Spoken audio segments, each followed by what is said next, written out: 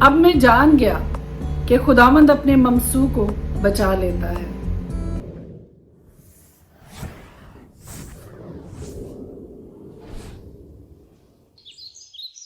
خدا کے پرفضل مبارک جلالی بابرکت نام میں ایک بار پھر آپ سب کو سلام۔ میرا نام ایسٹر ہارون ہے اور ہر روز خدا کا زندہ کلام لے کر آپ کے سامنے آتی ہوں۔ ہم مل کر خدا کے پاک کلام کی تلاوت کرتے ہیں۔ آج کل ہم نئے عہد نامہ میں سے متی کی انجیل اور پرانے عہد نامہ میں سے زبور کی کتاب کی تلاوت کر رہے ہیں۔ پھر آپ کو انکریج کروں گی کہ ابھی بھی کوئی دیری نہیں ہوئی ہے۔ اگر آپ آج سے ہی خدا کے پاک کلام کی تلاوت کے اس سیگمنٹ میں، اس پروگرام میں، اس پلان میں میرے ساتھ شامل ہونا چاہتے ہیں، یو آر موسٹ ویلکم۔ خداوند آپ سب کو برکت دے۔ جتنے پہلے سے موجود ہیں میرے ساتھ مل کر خدا کے پاک کلام کی تلاوت کرتے ہیں یا سنتے ہیں، خدا کی خاص برکت میں آپ سب کے لیے مانگتی ہوں۔ آج ایک بڑی خوبصورت تسلی خدا کے پاک کلام میں سے میں آپ کو دینا چاہتی ہوں۔ خدا کے پاک کلام میں لکھا ہے، جان گیا کہ خداوند اپنے ممسو کو بچا لیتا ہے۔ انتہائی بابرکت جملہ ہے، انتہائی بابرکت آیت، اور کہنے والا کون ہے؟ کوئی اور نہیں، خود داؤد زبور نویس زبور کی کتاب میں یہ کہتا ہے کہ اب میں جان گیا کہ خداوند اپنے ممسو کو بچا لیتا ہے، کیونکہ اس نے یہ ایکسپیرینس کیا بارہا اپنی زندگی میں، اور پھر وہ اس نتیجہ پر پہنچا کہ ہاں مجھے پورا وشواس ہے، ہاں مجھے پوری تسلی ہے، ہاں مجھے پورا پتا ہے کہ خداوند اپنے ممسو کو بچا لیتا ہے۔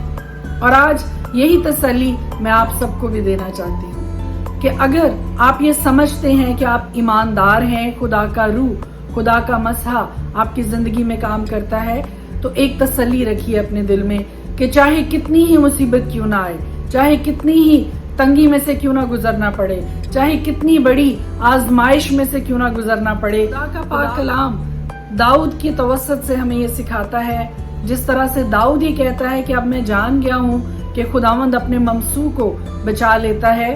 آج یہی بات میں آپ کی تسلی، آپ کے اطمینان کے لیے اور آپ کے ایمان کو اور زیادہ سٹر اپ کرنے کے لیے، آپ کے ایمان کو اور زیادہ بڑھانے کے لیے آپ کو یہ بتانے لگی ہوں کہ جی ہاں جی، خدا اپنے ممسو کو بچا لیتا ہے، ہر حال میں اپنے ممسو کو بچا لیتا ہے۔ تنگیاں، دکھ، تکلیفیں، بیماریاں، مشکلات، آزمائشیں، دکھ، مصائب، آفتیں، ہر طرح کی پرابلمز میں سے خدا کے ممسو بھی گزرتے ہیں۔ ایسا نہیں کہ ان کو کسی دھوکے کا سامنا نہیں کرنا پڑتا، ایسا نہیں کہ ان کو کسی آزمائش کا مقابلہ نہیں کرنا پڑتا، ایسا نہیں کہ ان کو کسی تنگی کا، مصیبت کا سامنا نہیں کرنا پڑتا۔ لیکن پیدائش کی کتاب سے لے کے مکاشفہ کی کتاب تک اگر آپ باریک بینی کے ساتھ بغور خدا کے پاک کلام کا مطالعہ کریں، اسٹڈی کریں خدا کے پاک کلام کو، تو آپ کو پتا چلے گا کہ جی ہاں جی، داؤد 100% سچ کہہ رہا ہے جب وہ یہ کہتا ہے کہ اب میں جان گیا ہوں کہ خداوند اپنے ممسو کو بچا لیتا ہے۔ خدا کی تسلی آپ سب کے ساتھ بنی رہے۔ اگر آپ کسی مصیبت میں سے گزر رہے ہیں، اگر آپ کسی تنگی کا سامنا کر رہے ہیں، اگر آپ معاشی بدحالی کا سامنا کر رہے ہیں، اگر کسی بیماری میں سے گزر رہے ہیں، اگر کسی آزمائش کی گھڑی میں سے گزر رہے ہیں، تو آج کا یہ کلام آپ کے لیے ہے۔ میرے بھائی، میری بہن، میرے بیٹے، میری بیٹی، آج کا یہ کلام آپ کے لیے ہے کہ یہ جان جائیے، یہ یقین رکھیے کہ خداوند اپنے ممسو کو بچا لیتا ہے۔ خدا کے پاک کلام میں سے آج ہم دیکھیں گے متی کی انجیل، اس کا 2 باب۔ جب یسوع ہیرودیس بادشاہ کے زمانہ میں یہودیہ کے بیت لحم میں پیدا ہوا، تو دیکھو کئی مجوسی پورب سے یروشلم میں یہ کہتے ہوئے آئے کہ یہودیوں کا بادشاہ جو پیدا ہوا ہے وہ کہاں ہے، کیونکہ پورب میں اس کا ستارہ دیکھ کر ہم اسے سجدہ کرنے آئے ہیں۔ یہ سن کر ہیرودیس بادشاہ اور اس کے ساتھ یروشلم کے سب لوگ گھبرا گئے، اور اس نے قوم کے سب سردار کاہنوں اور فقیہوں کو جمع کر کے ان سے پوچھا کہ مسیح کی پیدائش کہاں ہونی چاہیے۔ انہوں نے اس سے کہا، یہودیہ کے بیت لحم میں، کیونکہ نبی کی معرفت یوں لکھا گیا ہے کہ اے بیت لحم، یہودا کے علاقے، تو یہودا کے حاکموں میں ہرگز سب سے چھوٹا نہیں، کیونکہ تجھ میں سے ایک سردار نکلے گا جو میری امت اسرائیل کی گلہ بانی کرے گا۔ اس پر ہیرودیس نے مجوسیوں کو چپکے سے بلا کر ان سے تحقیق ستارہ کس وقت دکھائی دیا تھا، اور یہ کہہ کر انہیں بیت لحم کو بھیجا کہ جا کر اس بچے کی بابت ٹھیک ٹھیک دریافت کرو، اور جب وہ ملے تو مجھے خبر دو تاکہ میں بھی آ کر اسے سجدہ کروں۔ وہ بادشاہ کی بات سن کر روانہ ہوئے، اور دیکھو جو ستارہ انہوں نے پورب میں دیکھا تھا وہ ان کے آگے آگے چلا، یہاں تک کہ اس جگہ کے اوپر جا کر ٹھہر گیا جہاں وہ بچہ تھا۔ وہ ستارے کو دیکھ کر نہایت خوش ہوئے، اور اس گھر میں پہنچ کر بچے کو اس کی ماں مریم کے پاس دیکھا اور اس کے آگے گر کر سجدہ کیا، اور اپنے ڈبے کھول کر سونا اور لبان اور مر اس کو نظر کیا، اور ہیرودیس کے پاس پھر نہ جانے کی ہدایت خواب میں پا کر دوسری راہ سے اپنے ملک کو روانہ ہوئے۔ جب وہ روانہ ہو گئے تو دیکھو خداوند کے فرشتہ نے یوسف کو خواب میں دکھائی دے کر کہا، اٹھ، بچے اور اس کی ماں کو ساتھ لے کر مصر کو بھاگ جا، اور جب تک کہ میں تجھ سے نہ کہوں وہیں رہنا، کیونکہ ہیرودیس اس بچے کو تلاش کرنے کو ہے تاکہ اسے ہلاک کرے۔ پس وہ اٹھا اور رات کے وقت بچے اور اس کی ماں کو ساتھ لے کر مصر کو روانہ ہو گیا، اور ہیرودیس کے مرنے تک وہیں رہا تاکہ جو خداوند نے نبی کی معرفت کہا تھا وہ پورا ہو کہ مصر میں سے میں نے اپنے بیٹے کو بلایا۔ جب ہیرودیس نے دیکھا کہ مجوسیوں نے میرے ساتھ ہنسی کی تو نہایت غصے ہوا، اور آدمی بھیج کر بیت لحم اور اس کی سب سرحدوں کے اندر کے ان سب لڑکوں کو قتل کروا دیا جو 2 برس کے یا اس سے چھوٹے تھے۔ اس وقت کے حساب سے جو اس نے مجوسیوں سے تحقیق کی تھی، اس وقت وہ بات پوری ہوئی جو یرمیہ نبی کی معرفت کہی گئی تھی کہ راما میں آواز سنا اور بڑا ماتم۔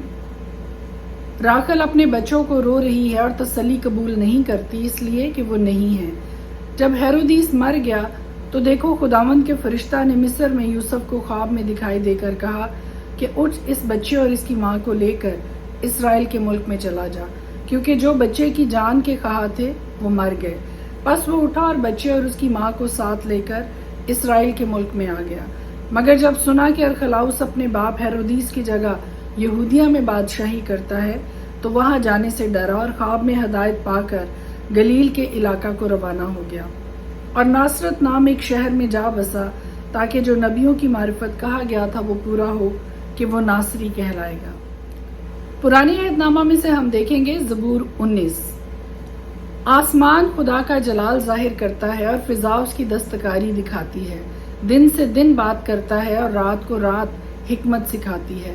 نہ بولنا ہے نہ کلام، نہ ان کی آواز سنائی دیتی ہے، ان کا سر ساری زمین پر اور ان کا کلام دنیا کی انتہا تک پہنچا ہے۔